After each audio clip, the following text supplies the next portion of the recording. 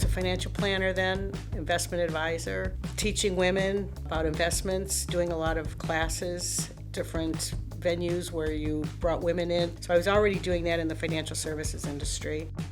And then I was at a conference in Chicago, and I picked up a magazine in Chicago for women. So I came back here, and I thought, you know what, we don't have anything like that in Cleveland, and I'm already educating women. Maybe this would be a good, avenue to go. Like I didn't have anything else to do? Well, that wasn't the case. And while I was doing financial planning, I was also trying to figure out how to start a magazine from scratch. Decided to name it the Women's Journal, make it educational, and then I had Kelly with me, so she was able to help me with the graphics. I realized that Kelly had a lot more talent in the graphic area, so basically took her out of the financial planning and put her into the graphics, which obviously here, 20 years later, was the right decision to make. She came to me and said, I saw this magazine in another part of the U.S. and said, I think I want to start one. And I just said, okay, Mom. One of the men on my board was Linda's partner in the financial services. He said, oh, you've got to meet my partner, Linda. She's starting a women's magazine in Cleveland. I said, say no more. I can't wait to meet her. When Kelly met Tara, that was pretty much Kelly's idea. Kelly said, she's great, she's phenomenal, you got to meet Tara. So it was love at first sight.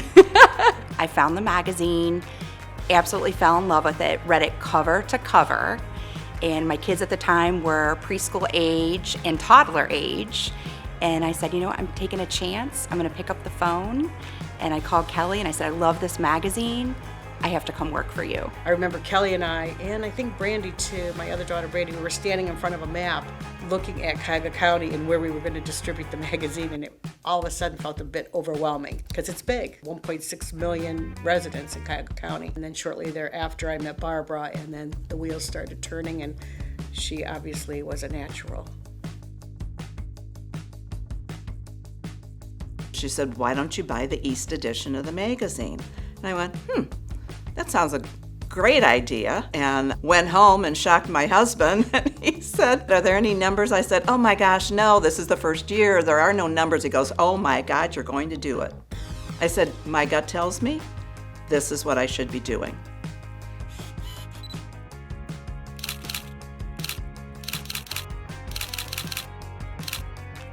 And so we just went and, the old school, just pick up the phone, set appointments. And because we never changed our mission to empower women through knowledge, we just stuck with our mission. And if you know your values and what you're trying to accomplish and don't change it, then you're going to continue on that same path. And so we've always been on the forefront of improving the magazine.